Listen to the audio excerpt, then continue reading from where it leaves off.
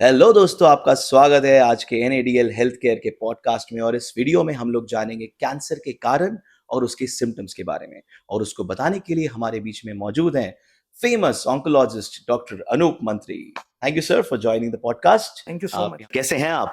एकदम बढ़िया। आप कैसे हैं? I am very good Anup sir, thank you so much for asking.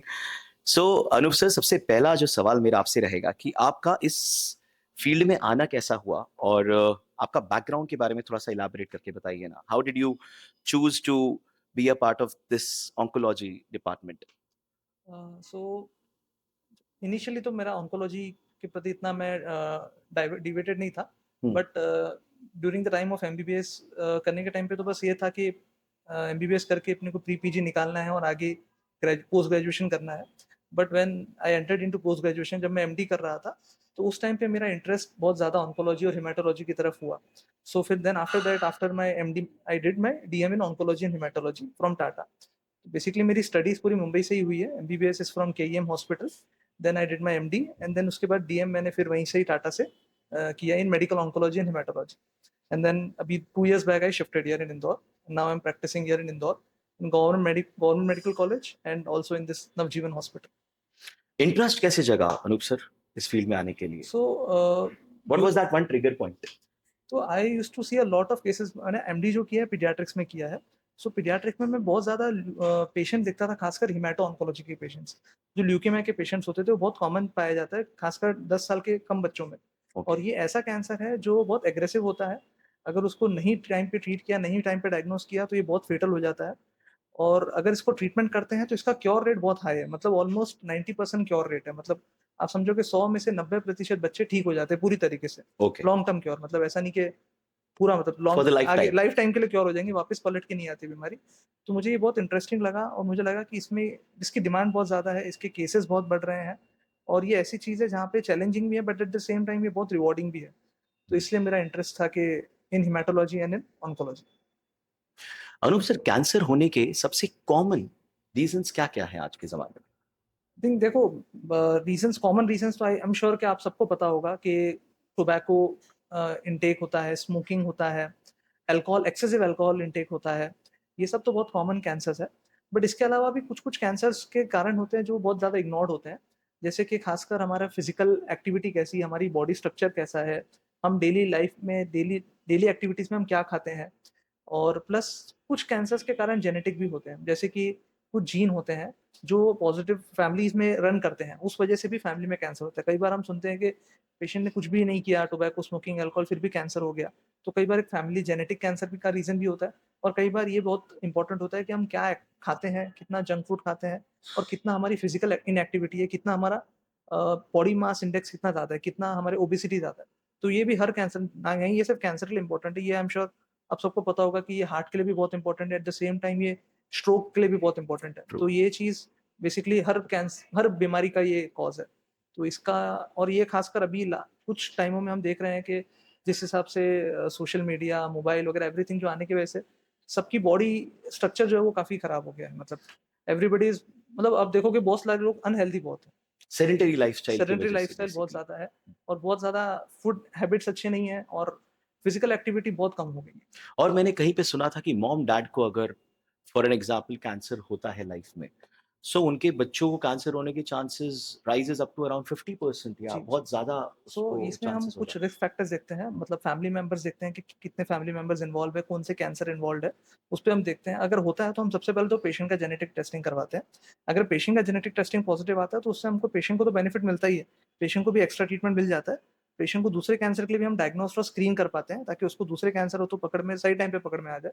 At the same time हम दूसरे फैमिली मेंबर्स को भी ट्रेस कर सकते हैं। फॉर एग्जाम्पल, अगर किसी की मदर को और मासी को कैंसर हुआ हुआ है, हमको पता है कि इनमें बहुत स्ट्रॉन्ग फैमिली हिस्ट्री है फ्रॉम द मैटरनल साइड, तो हम डेफिनेटली उनके और भी मासी के बच्चों को भी चेक कर सकते हैं, अपने भाई बहनों का भी चेक करवा सकते हैं। क्योंकि अगर वो कैंसर की, अगर वो जीन अगर पॉजिटिव आ जाता है, तो हमारे पे लाइफ में कैंसर होने का रिस्क बहुत ज़्यादा है आगे जाके। और अगर हमको ये पता है तो हम उसको टाइमली डायग्नोस कर सकते हैं, स्क्रीन कर सकते हैं। और as you all know, cancer अगर फर्स्ट स्टेज, सेकंड स्टेज में डायग्नोस हो जाता है, तो वो कोई भी कैंसर हो, वो कंप्लीटली क्योरेबल कैंसर होता है।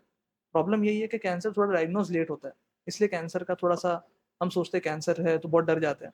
बट एक्चुअली डरने वाली बात नहीं है। कैंसर अगर टाइम पे डायग्नोस्ड हो गया तो वो 100% क्योर हो जाता है।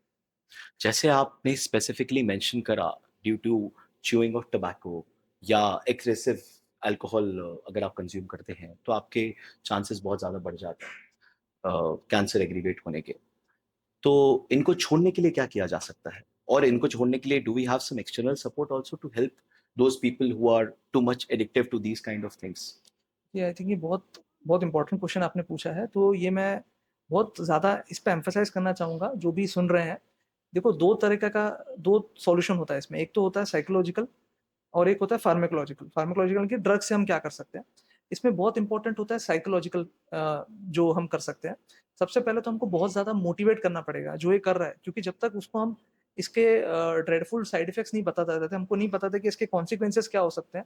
जब तक उनको हम साइकोलॉजिकली मोटिवेट नहीं कर सकते कि आपको छोड़ना है, तब तक हम कुछ भी ड्रग दे दें या कुछ भी कर लें, हम नहीं कर पाएँगे। तो सबसे इंपॉर्टेंट तो उनको बहुत ज़्यादा मोटिवेट और बहुत ज़्यादा काउंसलिंग की ज़रूरत है। इसके लिए बहुत सारे सपोर्ट्स भी ग्रुप भी चलते हैं, सारथी है, उम्मीद है, बहुत सारे एनजीओज़ भी हैं जो ये चीज़ में सपोर्ट करते हैं। दूसरा इसमें देखिए फॉर एग्ज़ाम्पल अगर हम स्मोकिंग की बात करें, तो स्मोकिंग के अंदर एक कंटेंट होता है, उसका नाम है निकोटिन। निकोटिन क्या होता है, निकोटिन जब बॉडी में जाता है ना, तो बॉडी में ब्रेन में ना रिसेप्टर्स को जाके स्टिमुलेट करता है और वो है ना बहुत यूफोरिया इफेक्ट देता है बॉडी में। यूफोरिया मतलब कि बहुत फील गुड वाला फैक्टर आता हैप्पी है। हैप्पी मतलब यस, बहुत हैप्पी आदमी को हाई। लगता है सब बढ़िया है, सब अच्छा या लग रहा है, ही फील्स वेरी गुड। तो कोई स्ट्रेस में ले लेता है तो उसको अच्छा लगता है, कोई बिना स्ट्रेस के भी लेता रहता है और इस बहुत एडिक्टिव हो जाता है इस वजह से। तो ये जो निकोटिन कंटेंट होता है ना, ये बहुत स्टिमुलेट तो करता है, बहुत बॉडी को अच्छा फील कराता है, but at the same time ये कार्सिनोजेनिक होता है। कार्सिनोजेनिक मतलब कि कैंसर कॉजिंग थिंग है ये। तो ये क्या करता है, बॉडी में डीएनए को जाके इफेक्ट करता है, सेल्स के डीएनए डैमेज करता है और उसमें कैंसर के म्यूटेशंस कर देता है। तो इस वजह से कैंसर बॉडी में आ जाता है। अब इसके लिए जो साइकोलॉजिकल तो मैंने आपको बता दिया, फार्माकोलॉजिकल में क्या होता है, इसमें बहुत सारी चीज़ें आती हैं। जैसे निकोटिन की रिप्लेसमेंट च्युइंग गम्स आती है, पैचेज़ आते हैं। तो ये सब है ना डिपेंडिंग ऑन कि पेशेंट कितना एक्सपोज़ होता है। जैसे अगर समझो कोई बहुत ज़्यादा नहीं ले रहा है, जिसने स्टार्ट ही किया है, वो छोड़ना चाहता है, तो उसको ये ड्रग्स की ज़रूरत नहीं ईज़ी। है। उसको तो हम सिर्फ सपोर्ट कर लें, मोटिवेट कर लें तो भी हो जाता है। बट अगर डिपेंड करता है कि कौन कितना बंडल यूज़ करता है। जैसे समझो अगर कोई दिन में 2 बंडल ले रहा है, 3 बंडल ले रहा है, बहुत ज़्यादा एक्सपोज़्ड है, तो उसको उतना ज़्यादा हमको निकोटिन का रिप्लेसमेंट थेरेपी देना पड़ता है। उसको हम धीरे-धीरे दे-दे के पेशेंट का उसका डोज़ कम करते रहते हैं। ये जो निकोटिन रिप्लेसमेंट होता है ना, वो बेसिकली बॉडी में जाके वो रिसेप्टर को जाके स्टिमुलेट कर रहा है। मतलब वो यूफ़ोरिया इफेक्ट दे रहा है, बट वो कार्सिनोजेनिक नहीं होता। मतलब वो जाके वो कैंसर वाली इफेक्ट नहीं करता है।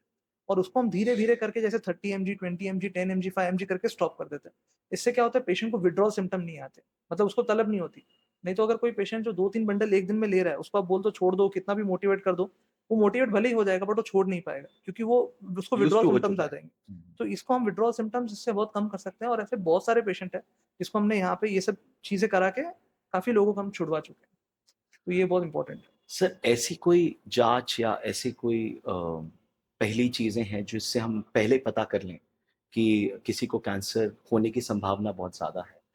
So a there are some kind of things which देखिए, कैन बी ऐसा डन? कोई पर्टिकुलर एक सिंगल टेस्ट तो नहीं है जिससे हम मतलब ओवरऑल पूरे बॉडी में कैंसर पता पता कर लें।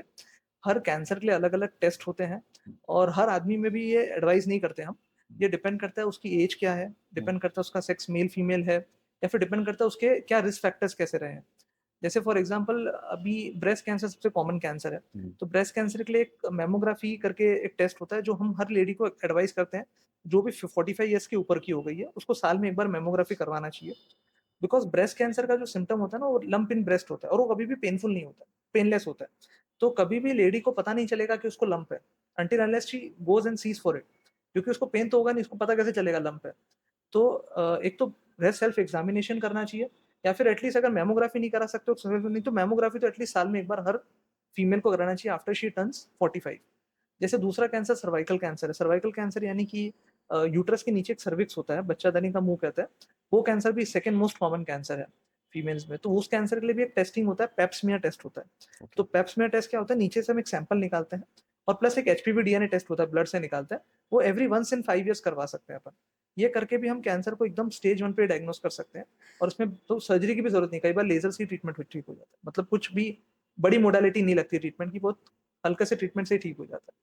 तो ऐसे depending on the type of cancer, जैसे प्रोस्टेट कैंसर एक कैंसर है जो बहुत ज़्यादा कॉमन पाया जाता है, मेल्स में होता है ये और काफ़ी 60 इयर्स के ऊपर मेल्स में बहुत ज़्यादा होता है। तो वो प्रोस्टेट कैंसर में सिम्पटम्स क्या होते हैं, उसके यूरिन करने में पेशेंट को दिक्कत आती है, बार-बार यूरिन करना पड़ता है, यूरिन भी पूरी कंप्लीट नहीं हो पाती, उसको मतलब जैसे वो जो यूरिन की धार होती है, वो टॉयलेट में नहीं जाती, वो पैर पे गिरने लग जाती है, मतलब उसका वो स्ट्रीम नहीं बन पाता अच्छा, ये सब सिम्पटम्स होते हैं। तो इसके लिए भी एक पीएसए लेवल करके एक टेस्ट होता है, ब्लड में हम करवाते हैं। वो हम टेस्ट करा सकते हैं आफ्टर 60 ईयर ऑफ, जो भी मेल जो हो जाते हैं 60 ईयर्स के, प्लस साथ में एक डिजिटल रेक्टल एग्जामिनेशन होता है देखने के लिए। ये हम करा के प्रोस्टेट कैंसर को भी हम बहुत जल्दी डायग्नोस कर सकते हैं। जैसे और कौन से कैंसर सबसे कॉमन है डॉक्टर साहब, जिनका हम टेस्ट पहले ही करके जिसको रेक्टिफाई कर लें? सो जैसे फीमेल्स में तो ब्रेस्ट कैंसर सबसे कॉमन है वर्ल्ड में भी और हमारी कंट्री में भी। सेकंड मोस्ट कैंसर जो हम फीमेल्स में देखते हैं वो सर्वाइकल कैंसर होता है। सर्वाइकल कैंसर के लिए जो मैंने आपको टेस्टिंग बताया वो तो है ही। सर्वाइकल कैंसर के लिए बहुत इंपॉर्टेंट पॉइंट मैं जो बताना चाहता हूँ वो ये है कि सर्वाइकल कैंसर बेसिकली एक वायरस की वजह से होता है। वो वायरस का नाम होता है HPV, okay. Human papilloma virus. अब वो वायरस बेसिकली ट्रांसमिट होता है, वो सेक्सुअली भी हो सकता है या कभी कभी कोई अनहाइजीनिक एक्टिविटी के से भी हो सकता है। तो इसके लिए वैक्सीन आती है, सर्वारिक्स और गार्डासिल, ये वैक्सीन अवेलेबल है। अगर हम ये वैक्सीन ले लेंगे तो ये एचपी वायरस हमको होगा ही नहीं, और ये वायरस अगर होगा ही नहीं तो कैंसर ही नहीं होगा। तो बेसिकली ये ऐसा वैक्सीन है जो कैंसर को प्रिवेंट ही कर सकता है, डायग्नोस्ड ही नहीं, प्रिवेंट ही कर सकता है कि विषय को दैट्स अ कैंसर न्यू ही नहीं। वैक्सीन व्हिच हैज़ बीन हाँ, इंट्रोड्यूस्ड ये इन वेरी इंट्रोड्यूस रिसेंट हुआ है टाइम्स, और अभी ये राइट? बेसिक हाँ, थोड़े टाइम में अपने नेशनल गाइडलाइन में भी आ जाएगा। हाँ। जैसे हम जो बच्चों में डीपीटी, हुँ, बीसीजी, टीबी वगैरह की लगाते हैं ना, वैसे ये भी आ जाएगा। इसकी जो अभी रिकमेंडेशन है वो ये है कि जो भी लड़की है घर में, बच्ची है 9 साल की हो गई है, उसको लगा सकते हैं। हुँ, अगर 9 टू 15 ईयर्स के बीच की लड़की है तो उसको 2 डोज़ लगाने होते हैं बस खाली। ओके, 2 डोज़ लगा दिया, लाइफ टाइम के लिए she will be free of done HPV forever. Hmm. Virus. और अगर 15 ईयर्स के ऊपर है तो उसको 3 डोज़ लगते हैं। तो ये vaccine is very, very important. तो मैं ये बहुत इंपॉर्टेंट एक होम मैसेज देना चाहता हूँ कि वैक्सीन ज़रूर लगाइए। आपके घर में कोई भी छोटी बच्ची है या फिर कोई भी अनमैरिड लड़की है तो उसको ज़रूर दीजिए। और हम इट्स बीन इयर्स हम सुनते आ रहे हैं कि कैंसर के केसेस बढ़ रहे हैं और काफ़ी लोगों को जैसे घर में शुगर, बीपी हो रहा है, आजकल उस लेवल पे कैंसर फैल रहा है। सो कोई ऐसा दिन हम एक्सपेक्ट कर सकते हैं जैसे आज की तारीख में अ, हमने डेंगू का इलाज ढूँढ लिया है, इट्स वेरी कॉमन और आसानी से क्योरेबल है। सो कोई ऐसा दिन देखेंगे जिससे हम कैंसर से कोई ना मरे, पूरे भारत में या पूरे विश्व में, व्हेरेवर यू मे बी? सी अभी तो वी अभी उस स्टेज पे तो नहीं पहुंचे, बट यहाँ डेफिनेटली बहुत रिसर्च स्टडीज तो चल रही है। बट ये है, ये आपने बिल्कुल सही कहा कि cancer is basically the new epidemic. और आई एम श्योर जब मैं मेडिकल में नहीं भी था या जब मैं एमबीबीएस भी कर रहा था तब मैं इतना कैंसर नहीं सुनता था। यस। मैं हार्डली, हमको जब मैं एमबीबीएस भी कर रहा था जब हम केसेस भी लेते थे, जब हमको एग्जाम में वाइवा देना होता था तो भी कैंसर के केसेस हमको बहुत गिने चुने वार्ड में मिलते थे। बट जो मैंने last I think 5 to 10 years में देखा है, बहुत ज़्यादा बूम आ गया है, हुँ, बहुत ज़्यादा कैंसर बढ़ गया है। इनफैक्ट मतलब कोई ना कोई कभी ना कभी रिलेटिव या किसी ना किसी नेबर, किसी ना किसी का फ़ोन आता ही रहता है। और इनफैक्ट जो आईसीएमआर की स्टडी ने तो ये बताया था कि 1 इन 10 patient will develop cancer in their life in India in any time. मतलब कभी भी कभी ना कभी तो ये आएगा ही आएगा। तो ये इसके आई थिंक रीज़न बढ़ने का तो ये है कि एक तो बहुत ज़्यादा जो मैंने आपको रिस्क फैक्टर्स बताए वो बढ़ गए हैं। प्लस मुझे लगता है कि डायग्नोसिस भी बहुत होने लग गया। पहले कैंसर इतना डायग्नोसिस नहीं होता था। लोग कैंसर के नाम सुन के डर जाते थे, हॉस्पिटल ही नहीं आते थे। कई लोग पेशेंट घर पे ही रहते थे, सोचते कैंसर है, इसका इलाज तो है नहीं, क्या मतलब है दिखाने का। तो वो चीज़ भी थोड़ा चेंज हुआ है, मेंटालिटी चेंज हुआ है। अभी लोग, इतनी सारी गवर्नमेंट स्कीम्स होने की वजह से, इवन जो पेशेंट जिनके पास बिल्कुल भी फाइनेंशियल एड नहीं होते, वो भी आते हैं, ट्रीटमेंट कराते हैं क्योंकि फ्री ट्रीटमेंट अवेलेबल है। तो पेशेंट्स आने लग गए हैं, डायग्नोज़ होने लग गए हैं और पेशेंट ट्रीट होने लग गए हैं। तो इसकी वजह से तो कैंसर के जो नंबर्स हैं वो बढ़ गए हैं क्योंकि patients are getting treated, they are getting cured and they are living a long life. तो आई थिंक ये कुछ रीज़न्स है जिस वजह से कैंसर बहुत ज़्यादा बढ़ गया है। सर कैंसर के कुछ कॉमन सिम्पटम्स क्या होते हैं, जिसको किसी को भी इग्नोर नहीं करना चाहिए?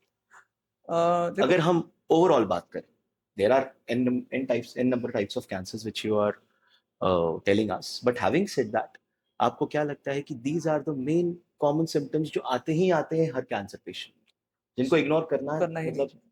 पॉसिबल ही नहीं है? सो हर कैंसर के सिम्पटम्स थोड़े अलग होते हैं, बट कुछ सिम्पटम्स जैसे कि सबसे इम्पोर्टेंट होता है कि पेशेंट को भूख नहीं लग रही है, मतलब लॉस ऑफ एपेटाइट हो गया कि उसको खाने की इच्छा ही नहीं हो रही है। पहले जो नॉर्मली जो जिस किसी इंसान की कोई इतनी पर्टिकुलर खुराक थी, अब वो खुराक वैसी नहीं रही है। भूख नहीं लग रही उसको किसी कारणवश, या फिर उसका वज़न बहुत कम हो गया हो। भूख जैसे ना फॉर लगने की वजह से वज़न भी कम हुआ है हाँ, उस वजह से? हाँ, और हुँ, वज़न उसका हुँ, कम हो रहा हो क्योंकि इसका वज़न मतलब कम होना कि मतलब 5-6 किलो कम हो गया लगभग 1 महीने के अंदर।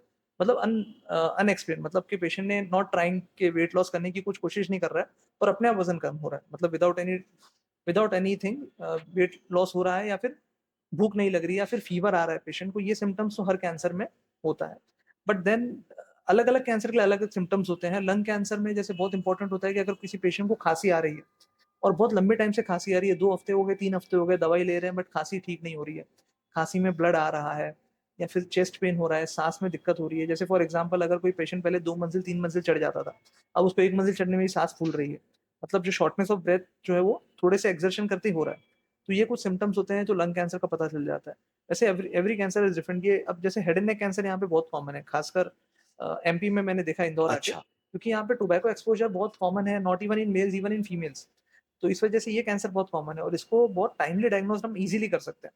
जैसे अगर किसी को भी कोई मुँह में छाला हो रहा है और वो ठीक नहीं हो रहा, लंबे टाइम से छाला है, हमने दवाई लगा ली और वो ठीक नहीं हो रहा। नॉर्मली अगर कुछ छाला होता है तो दवाई से 2-3 दिन में ठीक हो जाता है। बट अगर किसी को छाला हो रहा है और वो नहीं ठीक हो रहा है, या फिर किसी का मुँह खुलने में दिक्कत हो रहा है, फाइब्रोसिस डेवलप हो रहा है या कोई ग्रोथ दिख रही है, ब्लड आ रहा है, तो उसको हम ईज़िली डायग्नोज़ कर सकते हैं और उसको बहुत स्टेज 1, स्टेज 2 पे पूरी तरीके से क्योर कर सकते हैं। तो depending on the cancers, her cancers के अपने अलग-अलग सिम्पटम्स होते हैं, उससे हम इसको डायग्नोज़ कर सकते हैं। मेन टेक होम मैसेज यही रहेगा कि कभी कोई सिम्पटम्स रहे, तो ज़रूर अपने डॉक्टर को दिखाइए, मतलब उसको इग्नोर मत करिए सिम्पटम्स को, क्योंकि वो कैंसर में यही प्रॉब्लम है एग्रीवेट कि हो अगर सकता है, बहुत हाँ, जल्दी लेट एग्रीवेट हो हो गया, सकता है। क्योंकि कैंसर बहुत जल्दी फैल जाता है। एक बार वो एडवांस स्टेज 4 चला गया तो फिर ज़्यादा कुछ कर नहीं पाएँगे। फिर then it will become only palliative. हम सिर्फ ट्रीटमेंट देके बीमारी को कंट्रोल कर पाएँगे, क्योर नहीं कर पाएँगे। बट हमारा मेन मोटो, मेन हमारा यही है कि हम क्योर करें, कंट्रोल नहीं। आज की तारीख में अनूप सर, कौन-सा कैंसर सबसे कॉमन है? देखो, सबसे कॉमन तो breast and cervical cancer is most common in females. Male में से सबसे कॉमन कैंसर है वो लंग कैंसर है। ओह लंग रियली? कैंसर बहुत कॉमन है। दूसरा कैंसर है हेड एंड नेक कैंसर, जो कि टोबैको एक्सपोज़र की वजह से होता है, जिसमें सीए टंग हो गया, सीए बकल म्यूकोसा हो गया, ज़बान का, जबड़े का कैंसर, ये बहुत कॉमन कैंसर है जो मेल्स में पाया जाता है। इसके अलावा कुछ कैंसर्स होते हैं जैसे कि ओवेरियन कैंसर होता है, वो भी बहुत पाया जाता है। फिर पेट का कैंसर होता है, कोलोरेक्टल कैंसर होता है, स्टमक कैंसर होता है। ये सब कुछ कैंसर्स हैं जो 4th-5th नंबर पे आते हैं। But most common will be breast cancer, lung cancer and India में 3rd number cervical cancer. Cancer का अगर अर्ली डिटेक्शन हो जाए, तो क्या प्रिवेंशन कर सकते हैं फिर?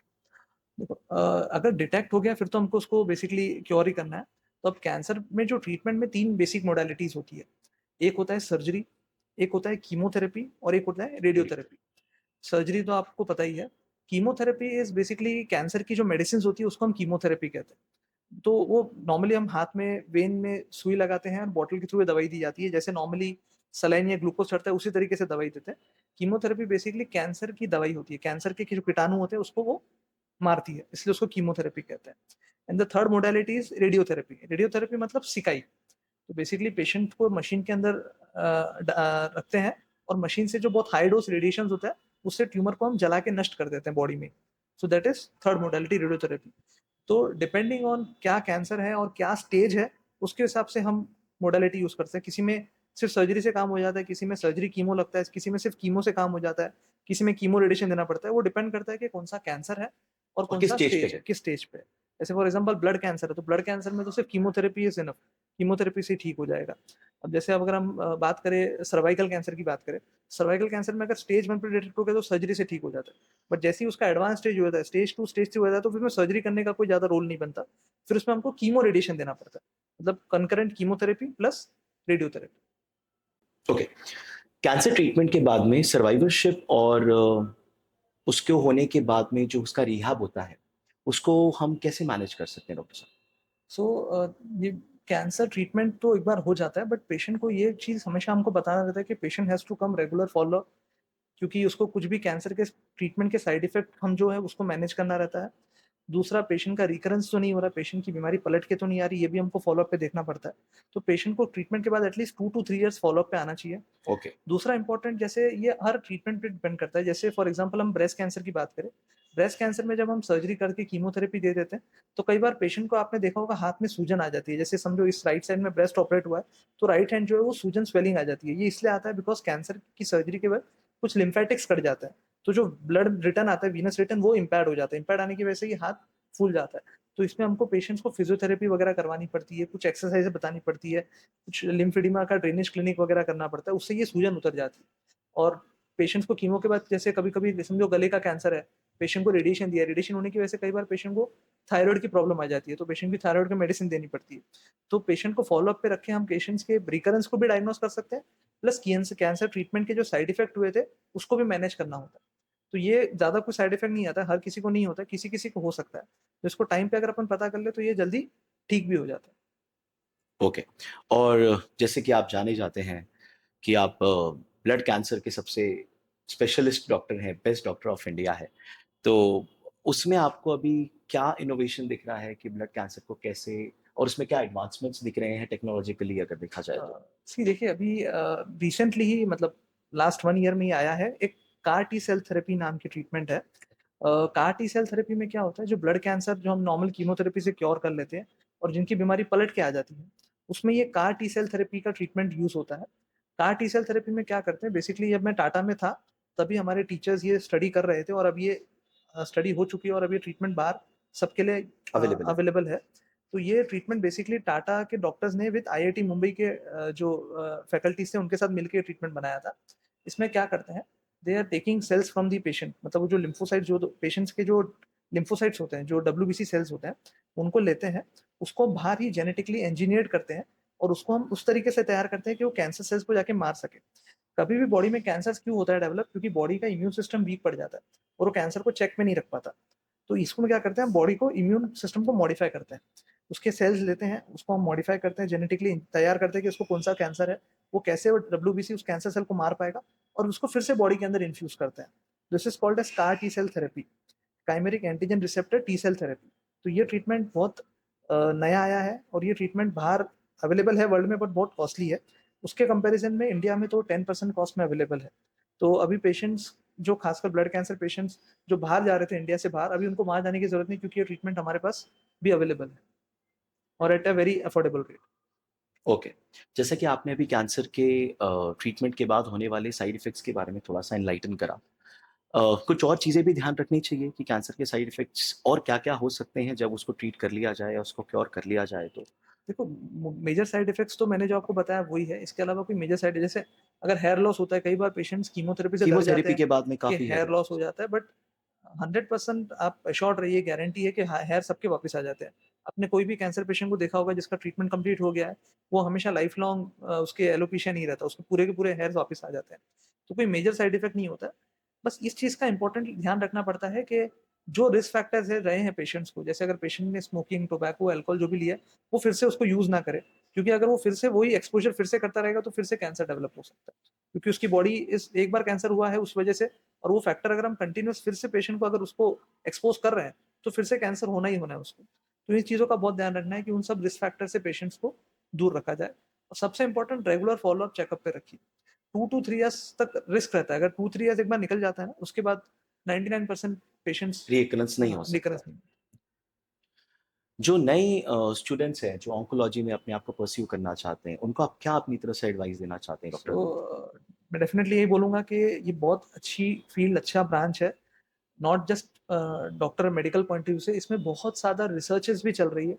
अगर आप देखें पूरे वर्ल्ड वाइड में सबसे ज़्यादा रिसर्च अगर किसी मेडिकल फ़ील्ड में चल रही है, तो वो कैंसर में ही चल रही है। क्योंकि यही सबसे ज़्यादा ज़रूरत है आज के टाइम पे। इसी के केसेज़ बढ़ रहे हैं और इसी की डिमांड सबसे ज़्यादा है। तो आप इसमें हर जगह से इन्वॉल्व हो सकते हो as a medical doctor, as a researcher, as a trial coordinator, किसी भी तरीके से आप इसमें हेल्प कर सकते हो और इसमें बहुत ज़्यादा जो रिसर्च और जो ट्रीटमेंट आ रहा है वो बहुत ज़्यादा रिवॉर्डिंग है। बहुत ज़्यादा आपको यू विल फील वेरी वर्दी कि आपने इतना मेहनत किया और इसमें कुछ ना कुछ बहुत अच्छा इसमें निकल के आता है। तो इसमें बहुत ज़्यादा there is a lot of demand in cancer right now. Doctor साहब आज के ज़माने में वैसे तो बहुत हम टेक्नोलॉजिकली एडवांसमेंट्स की तरफ जा रहे हैं, बट हैविंग सेड दैट हम लोगों को काफ़ी बार सुनने में आता है कि हमारे फूड में बहुत ज़्यादा अडल्ट्रेशंस हो रहे हैं, बहुत ज़्यादा पेस्टिसाइड्स का इन्फ्लुएंस जा रहा है। तो उसके बारे में what do you have to say? See उसमें तो हम यही कर सकते हैं कि जितना हम हमारी तरफ से जितना फ्रेश फ्रूट्स खा सकते हैं, फूड्स खा सकते हैं, वो बहुत इम्पोर्टेंट है। एक चीज़ मैं यही बोलूँगा कि एवरीबॉडी शुड एक डेली हैबिट बना लेनी चाहिए कि अपने डेली में हम फ्रूट्स खाएँ। हम डेली जितना हो सकता है वेजिटेबल्स एंड सलाद ज़्यादा से ज़्यादा खाएँ, क्योंकि ये बहुत ज़्यादा बहुत हेल्दी होता है और इसमें बिल्कुल भी एडल्ट्रेशन की पॉसिबिलिटी कम रहती है। इसमें एक्सेस कैलोरीज़ वगैरह नहीं होता है। तो ये चीज़ें हम जितना कर सकते हैं, वो कर सकते हैं। दूसरा यही है कि हम जितना हो सकता है हम ऑर्गेनिक फूड जितना हम खा सकें, जितना हमको लगता है कि कम अडल्टरेटेड, कम पेस्टिसाइड्स वगैरह एक्सपोज़र हो सकता है, वो हम कर सकते हैं। जितना हम कर पाएँ, क्योंकि पैकेज्ड फूड पैकेज्ड फूड आजकल हम बहुत पैकेज्ड चलन फूड हम में है, जितना अवॉइड फ्रोज़न कर सकते फूड, हैं, या पैकेज्ड फूड। जितना हम पैकेज्ड फूड अवॉइड कर सकते हैं, मतलब आई नो कि इट इज़ नॉट पॉसिबल कि हम पूरी तरीके से उसको कर सकते हैं, बट अगर हम जितना एक्सपोज़र कम कर पाएँ, उतना वो हमको हेल्प करेगा। डॉक्टर साहब आजकल जो लोग जिम जाते हैं specially the people who are too much into workouts and everything, वो अपने जिम इंस्ट्रक्टर्स का बहुत ज़्यादा इंस्ट्रक्शंस फॉलो करते हैं, they are into too much of personal trainings and all that stuff. So PTs उनको कई बार रिकमेंड कर देते हैं to consume this product, to consume this protein powder, to consume this steroid, and this is not harmful for you, this might help you to pump up your body. तो उसको लेके भी you want to put some some eye on that also, some light on that also, कि हाँ वो चीज़ करना चाहिए या वो चीज़ नहीं करना चाहिए। देखिए, अभी प्रोटीन का चलन वगैरह सब आपने देखा होगा लास्ट 10-15 सालों में ही आया है, इससे जी। पहले ये सब चीज़ें था ही नहीं। तो मुझे लगता है कि पहले जो नॉर्मली जो जाते थे और जो नॉर्मल बॉडी बनाता था, वो सबसे अच्छी रहती थी, जो ऑर्गेनिक बॉडी बनी है, जिस तरीके से बनी है। क्योंकि आजकल हर किसी को क्या है, बहुत जल्दी बॉडी बनानी है और बहुत जल्दी ये सब करना है। तो उस चक्कर में कोई भी और जो भी इसको प्रमोट करता है, उसका अपना कोई अपना हिडन एजेंडा होता है उसके पीछे, क्योंकि उसको उसका सेल बढ़ाना है या कुछ भी करना हो। तो मैं यही करूँगा कि कुछ भी प्रोटीन प्रोडक्ट विदाउट एनी किसी डॉक्टर, अपने डॉक्टर से कंसल्ट किए बिना कुछ भी मत लीजिए। क्योंकि आप देखेंगे, आप पूछ रहे थे कि कैंसर का सिम्पटम्स, कैंसर के इंसिडेंस इतने बढ़ क्यों रहे हैं? हुँ। देखो, उसका क्लियर कट आंसर तो हम है नहीं हमारे पास, बट अगर हम लॉजिकली सोचा जाए तो मे बी ये रीज़न रहेगा, क्योंकि आप देखो कि हर कोई कितना ज़्यादा एक्सपोज़्ड हो रहा है इन सब चीज़ों से, जो पहले के ज़माने में नहीं होता था। ठीक है ना? एक्सपेरिमेंट्स हो रहे हैं बॉडीज़ के साथ हाँ, ये अपने-अपने। बेसिकली हाँ, हाँ, एक्सपेरिमेंट हो हाँ, रहा है, हाँ। ठीक है ना? तो अब इसमें मैं आपको क्लियर तो नहीं बोल सकता कि इसकी वजह से हो रहा है, बट अगर आप रिलेशन कोरिलेट करो, तो आप देखोगे तो ये जितनी-जितनी चीज़ें नई-नई आई है, उतने उस वजह से हमारा कैंसर इंसिडेंस भी लास्ट 10-15 सालों में ही बढ़ा है। हुँ। तो मैं तो यही कहूँगा कि जितना हो सकता है ये सब चीज़ें अवॉइड ही करिए, और अगर ये ले भी रहे हो तो किसी अपने डॉक्टर से कंसल्ट करके ही लीजिए, और जस्ट किसी का सुन के या कोई ले रहा है वो लेके मत लीजिए।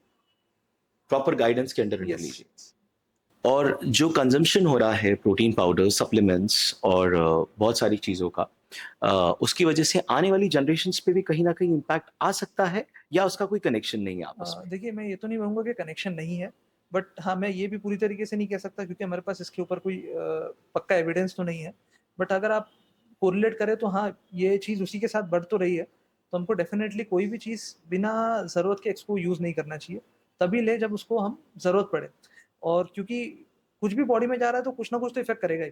अगर देखो, हम नॉर्मल कोई दवाई भी लेते हैं, अगर हम बॉडी कोई नॉर्मल एंटीबायोटिक भी लेते हैं, तो वो फ़ायदा तो करती है, बट वो साइड इफ़ेक्ट भी करती है। ट्रू। तो कोई भी दवाई या कोई भी चीज़ हम बॉडी में इनटेक लेते हैं, तो उसका इफ़ेक्ट के साथ साइड इफ़ेक्ट तो आएगा ही आएगा। तो हम ऐसी चीज़ें ही लें बॉडी में जिसकी हमको ज़रूरत है, जिसका हमको इफ़ेक्ट की ज़रूरत है। कोई भी ऐसी चीज़ें ना लें जिसकी हमको इतनी ज़रूरत नहीं है, क्योंकि वो ज़रूरत है नहीं, तो मतलब उसका इफ़ेक्ट इतना यूज़ नहीं है, बट वो साइड इफ़ेक्ट दे रहा है अननेसेसरी। तो ये चीज़ मैं बहुत ज़्यादा सबको बताना चाहूँगा कि अननेसेसरी कोई चीज़ें मत लीजिए। सिर्फ़ प्रोटीन पाउडर भी नहीं, मैं आजकल देखता हूँ, हर किसी को देखता हूँ कि कभी-कभी दिखाने भी आ जाते हैं तो बोलते हैं, सर कोई मल्टीविटामिन लिख दीजिए, कोई वो लिख दीजिए, जो कि मैं बहुत अवॉइड करता हूँ अननेसेसरी। क्योंकि जब आपको ज़रूरत है तो लीजिए, नहीं तो जितना ड्रग लोगे उसका कुछ ना कुछ साइड इफ़ेक्ट तो बॉडी में होगा ही होगा। बट तो आज के ज़माने में मल्टीविटामिन्स ज़रूरी नहीं है लेना? आपको देखिए, मुझे लगता नहीं लगता है है कि ऐसा? सब जितना हो सकता है, अगर आप खुद जो आप फ्रेश फ्रूट्स खाएँगे और वेजिटेबल्स खाएँगे ना, जितना, हुँ। क्योंकि बेसिकली मिनरल्स और विटामिन्स आपको कहाँ से मिलेगा? आपको बॉडी क्योंकि में वहीं हर से डॉक्टर मिलेगा। रिकमेंड कर रहा है हाँ, मल्टीविटामिन्स, बी12 की सबको तो कमी हो गई है, विटामिन डी3 का सबको कमी हो गया है, सन एक्सपोज़र बहुत हाँ, कम है लोगों का। विटामिन डी 3 तो का बहुत ज़्यादा, अगर आप किसी का भी टेस्ट कराइए, अगर शायद आप मेरा भी कराओगे तो मेरा भी कम आएगा, क्योंकि हमारा इतना एक्सपोज़र ही नहीं हो पाता है। तो विटामिन डी लेने में कोई दिक्कत नहीं है, विटामिन डी के जो सैचेट आते हैं, कैप्सूल आता है, वो भी आप लेवल करा सकते हो, अगर आपका लेवल कम है तो आप लीजिए। मतलब मैं देखता हूँ कि ओवर द काउंटर ही लोग ले लेते हैं, बिना टेस्ट कराए या बिना कुछ किए।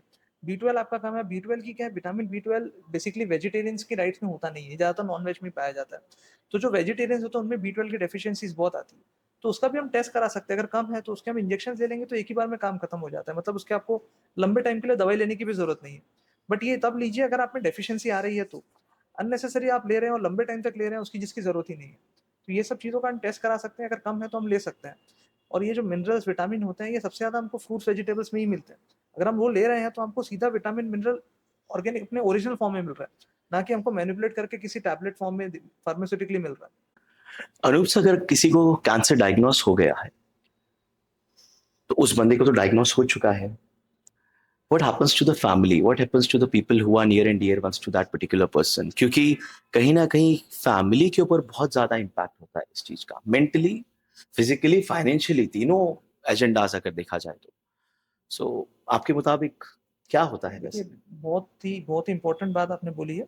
कैंसर से सिर्फ़ पेशेंट नहीं लड़ता है, कैंसर से पूरा परिवार लड़ता है। ठीक है? तो क्योंकि मैं तो डेली जो कैंसर पेशेंट्स देखता हूँ, कितनी बार तो मेरे पेशेंट्स को पता ही नहीं होता उसको कैंसर है। क्योंकि फैमिली वाले बोलते हैं इनको मत बताइए। तो मोस्टली हम तो उसका ट्रीटमेंट करते हैं, पेशेंट को पता ही नहीं होता और फैमिली को पता रहता है और वो ट्रीटमेंट चलता रहता है। बट देखो डिपेंड करता है कि ये कौन-सा पेशेंट को कैंसर हुआ है, ये क्यूरेबल है कि नहीं है और पेशेंट का कितना साइकोलॉजिकल है कि वो कैसे उसको ले सकता है, उस पे डिपेंड करता है कि हमको बताना है कि नहीं बताना है। इवेंचुअली ओवर द टाइम उसको बता ही देते हैं बट एक बार में एकदम सडनली नहीं बताते। दूसरी बात है कि इसमें बहुत ज़्यादा इन्वॉल्वमेंट फैमिली का चाहिए। फ मैं मतलब क्योंकि पेशेंट तो बहुत ज़्यादा डिमोटिवेट हो जाता है। इसमें पेशेंट की फैमिली का सपोर्ट बहुत ज़्यादा चाहिए। पेशेंट को ऐसा नहीं होना चाहिए कि कैंसर हो गया तो उसको एकदम पूरा आइसोलेट करके रख लीजिए, उसको अलग रख ली ऐसा नहीं है क्योंकि पेशेंट इसलिए कोई टच वाली बीमारी तो है नहीं कि इसको साथ में रहने से दूसरों को डर है। तो बच्चों को साथ में नहीं रखना है या अपने को दूर अलग रखना है, अलग खाना बनाना है, अलग बाथरूम वगैरह ऐसा कुछ करना नहीं है। वो सबके साथ रह सकते हैं, सबके साथ खा-पी सकते हैं, सबके साथ घूम फिर ऐसा अगर कोई दिक्कत नहीं है उसमें। तो पेशेंट को जितना हो सकता है जितना मेंटली हम उसको साथ में रख सकते हैं अपने साथ, जितना उसको मोटिवेट कर सकते हैं उतना बहुत इम्पोर्टेंट है। और सिर्फ पेशेंट को ही नहीं, खासकर जो पेशेंट के बहुत क्लोज फैमिली मेंबर हो गए, पेशेंट के स्पाउस हो गए, पेशेंट के पेरेंट्स हो गए, पेशेंट के चिल्ड्रन हो गए, उनको भी बहुत ज़्यादा सपोर्ट की ज़रूरत है, जो मैं तो करता हूँ मेरी तरफ से। और मैं ये भी चाहता हूँ कि जो भी हॉस्पिटल में या जो भी स्टाफ उनसे कॉन्टैक्ट में आए, उनके साथ जितना पोलाइटली और जितना उनको सपोर्ट कर सकते हैं उतना करिए। क्योंकि जब किसी को कैंसर डायग्नोज़ होता है ना, तो बहुत ज़्यादा एक हिट हो जाता है मेंटली। तो इसमें अगर उस टाइम पे अगर कोई पेशेंट को अच्छे से हम सपोर्ट कर लें ना, तो वो पेशेंट के लिए बहुत और फैमिली मेंबर्स के लिए बहुत इंपॉर्टेंट होता है।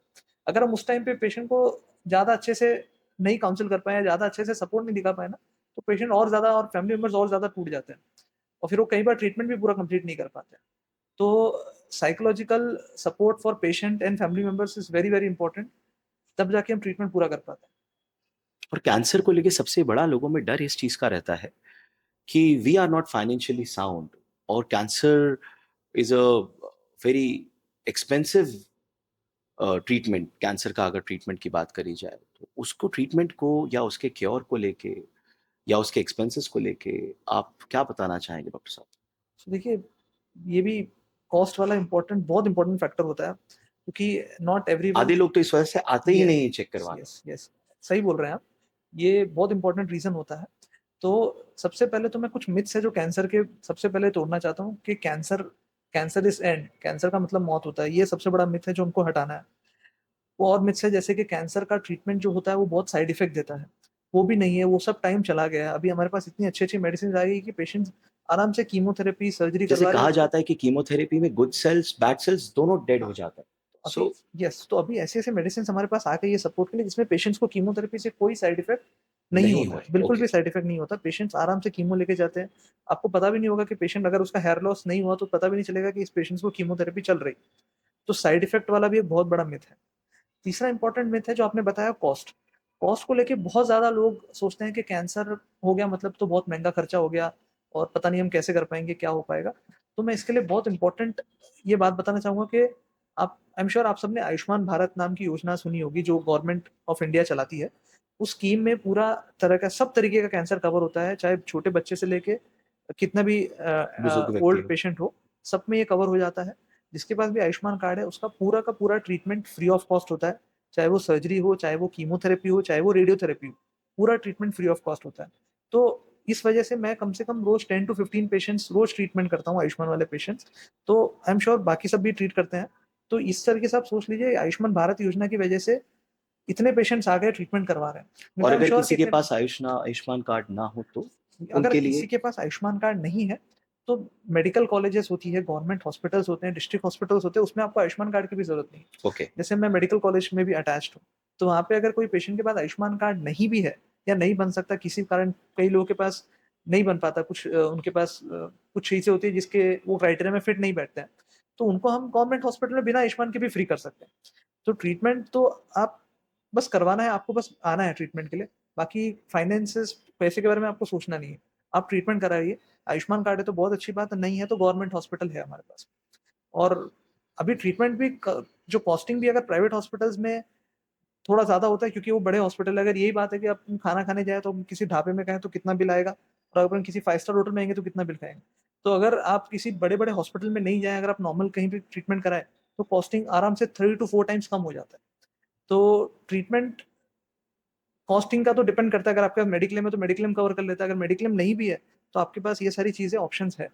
तो मुझे लगता नहीं है कि ट्रीटमेंट कॉस्ट की वजह से किसी का ट्रीटमेंट अभी रुक जाता है। Superb! Thank you doctor Anup Mantri for your precious time. Thank you so आप मच। यहाँ पर वक़्त निकाल के आए एनएडीएल में और आपने अपना कीमती वक़्त दिया। आपका बहुत-बहुत शुक्रिया। आई होप आप सभी लोगों को भी, व्यूअर्स को जितने भी यहाँ पे मौजूद हैं, उनको भी बहुत अच्छी-अच्छी चीज़ें मिली होंगी यहाँ से और सुनते रहिए हमारी पॉडकास्ट को। Thank you so much.